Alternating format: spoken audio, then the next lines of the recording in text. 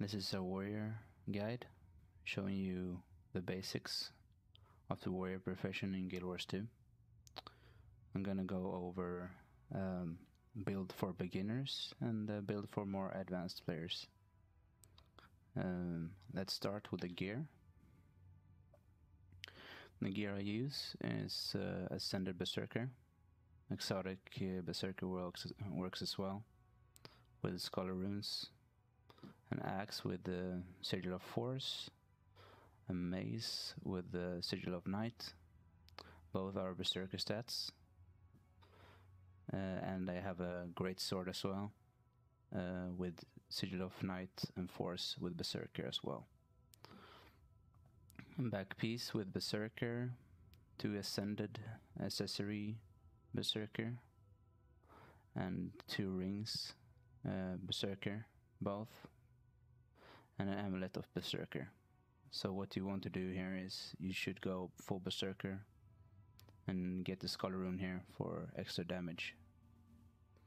So the traits you want to use is 6 in strength and 5 in arms to start with. Then you see here you have 3 more trait points. And this is where the builds will differ for beginners and advanced players. So let's go over the strength line first. You get a reckless dodge. You do damage when you dodge. This is decent damage, but it's nothing very important. This trait here gives you more power when you use axe, mace, or sword in your offhand. And we use axe in our main hand and mace in our offhand. So this helps us with the damage. We get building momentum. This gives you back some of your endurance when you do a adrenaline hit on something. Then you get slashing power, more damage for your greatsword. Then you get stick and move, get more damage when endurance is not full. So if you start every fight with a dodge, you should have this buff, and it makes a little difference. 3 damage is 3 more damage. So, and then you get the core of the build here. Berserker's power. The more adrenaline you have, the more damage you do. In arms, we have first precise strikes. You bleed your target when you critical hit them. The first trait here in the adapt trait line is deep strikes. When you have an unused sigil, you get more precision. So you see here I have an unused sigil signet here, and I have it just to get more precision. You see it's 180 precision. With this trait here it's plus 40, so it's 220 precision instead. It helps with the critical chance. Then we have a critical burst. This minor trait here gives you more critical chance when you use your burst skills, like Arcing Slice and Eviscerate. And then you get Forceful Greatsword to get the cooldown on all the Greatsword abilities. And then finally you take Attack of Opportunity, and this helps you to do more damage, because if you hit a bleeding target you do more damage. You can see here when you crit you deal bleeding, so this works well together. And now we're gonna go into the differentiation for beginners and advanced players. So if you're new to warrior, I would suggest you go 3 in defense to get thick skin. This gives you more toughness when you are above 90% health. This also helps you to keep up the buff here on the Scholar Runes. 10% damage while your health is above 90%. You take Dodge March, and this gives you regeneration when you get these conditions here, immobilize, cripple, and chill. And it also decreases the duration these conditions will be applied on you. And then you also get adrenal health. This gives you passive healing every 3 seconds, depending on how much adrenaline you have. So the more adrenaline you have, the more healing. This gives you almost 400 health every 3 seconds, and this is good. If you're a beginner warrior, you should use the healing signet to give you even more survivability. This gives you healing passively every second. So every 3 seconds you should have almost 800 health healing, and the other 2 seconds you should almost have 400 every second. This helps you to survive and keep up the scholar buff, as I mentioned before. And then if you're the only warrior, you should use both banners here, Banner of Strength and Banner of Discipline, to buff your allies and yourself in the battles you do.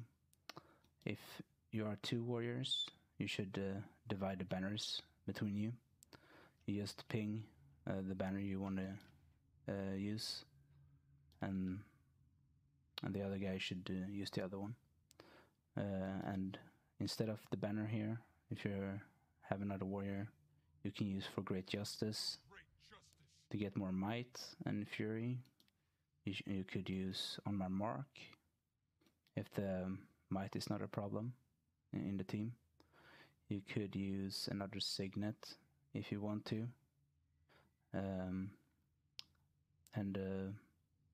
Yeah, you should use something that increases the DPS of the team. So I would go for On My Mark or For Great Justice. It's up to you what you want to use, but I think For Great Justice is a little better if you don't have fury and might in your team. And then you should have the banner that you pinged. Then you have the signet of fury. This gives you passive precision, and with the trait here it gives you even more precision because you don't use it. You have it for the passive effect of 180 precision, and with the trait it's 220 then. And then the elite skill. There are 2 good elite skills.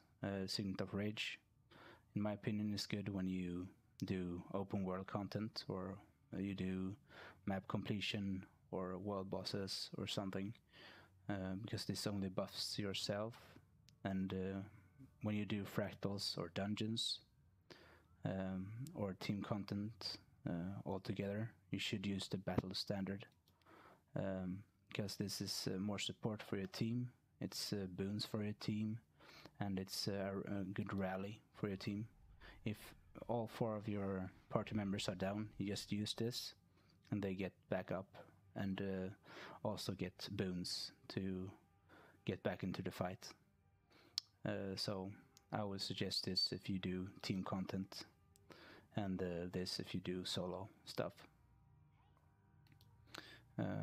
Now let's go into the advanced or more seasoned warriors, what they should use. So if you're a more seasoned warrior or a veteran warrior, I would suggest you go 3 into discipline to get more adrenaline on weapon swaps. You get 25% speed boost when you use melee weapons, and fast hands. You can swap your weapons faster. This is a 50% decrease in the recharge time, so it's 5 seconds instead of 10. And this helps you to do your rotation better and use like your heavy hitting skills faster, and applying your vulnerability faster. It's really good for when you're a more advanced player. You know your skills and how long they take and what they do and so on. And the utility skills you should use. First, the healing skill should be Healing Surge.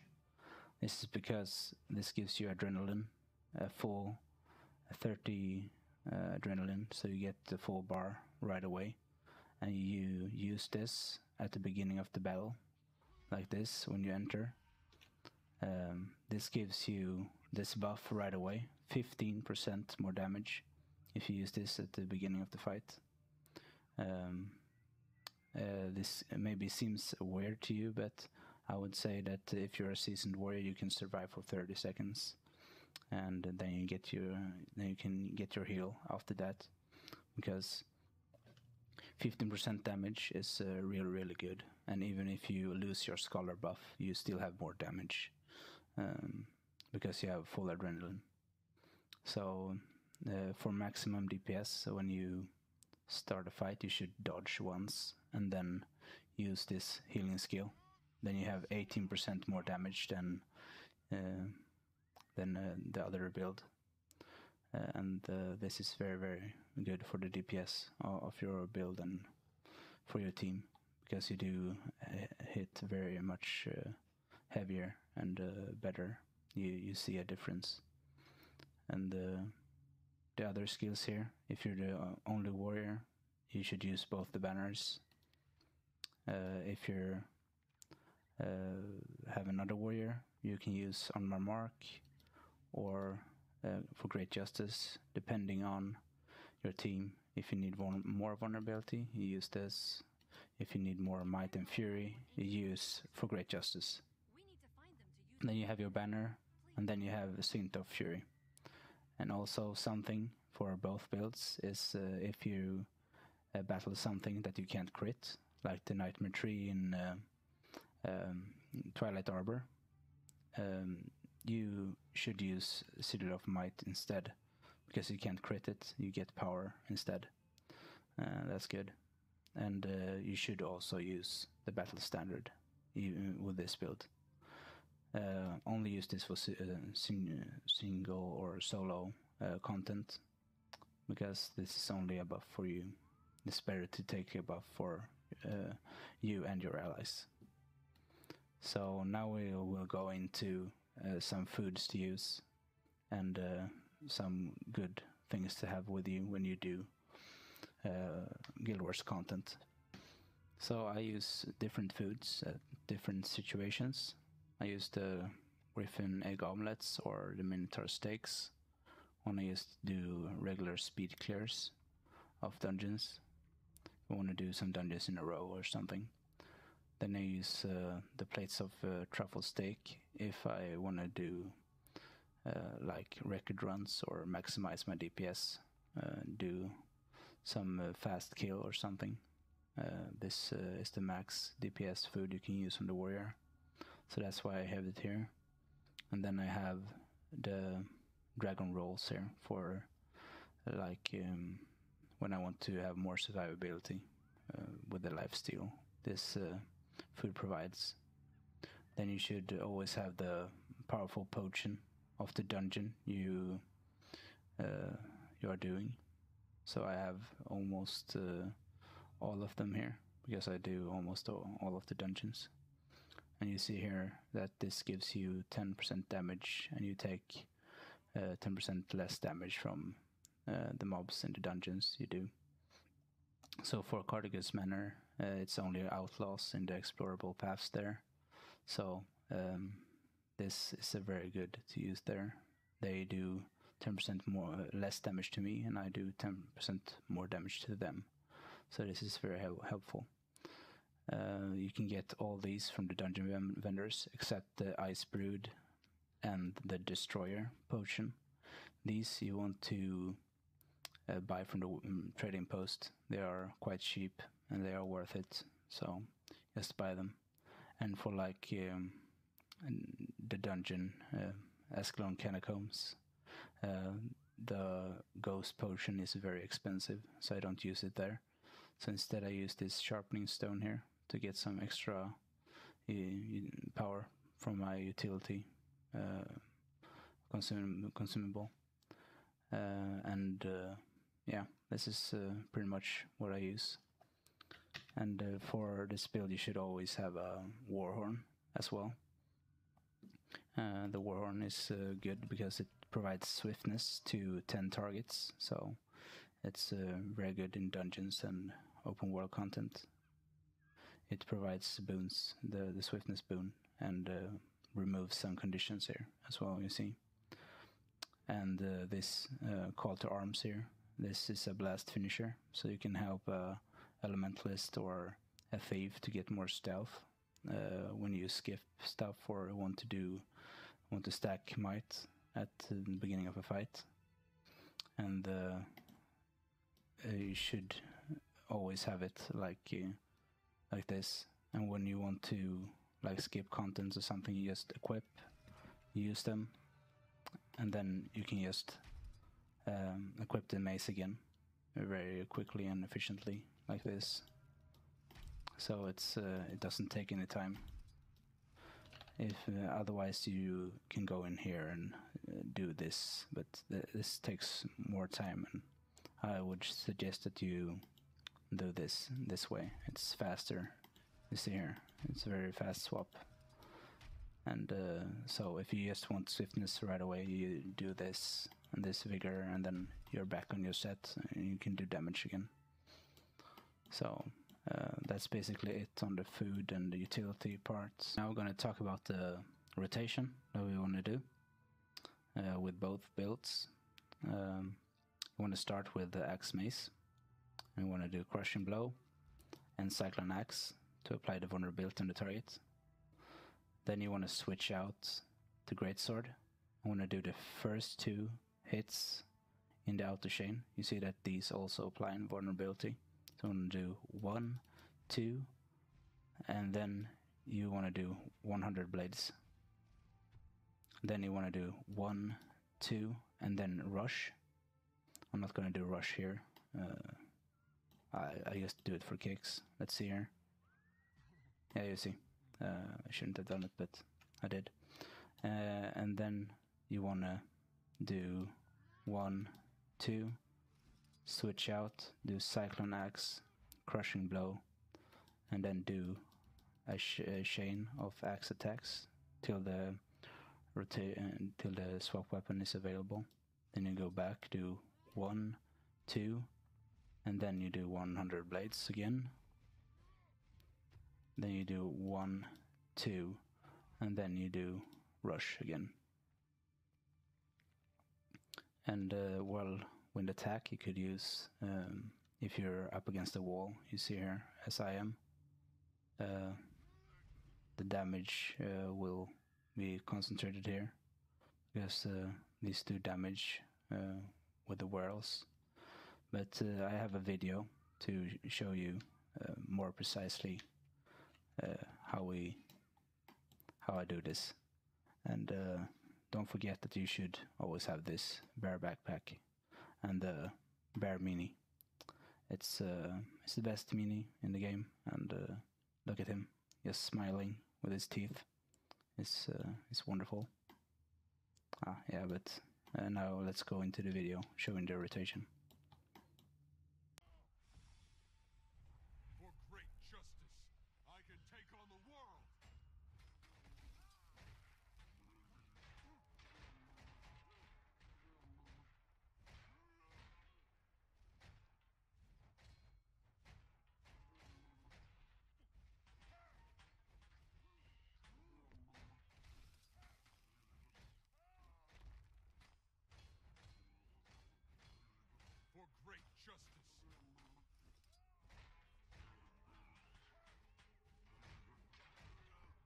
As you can see, the rotation is you want to apply vulnerability, and you want to use the 2 first attacks on Greatsword before you use like 100 blades or rush, because you want to apply more vulnerability.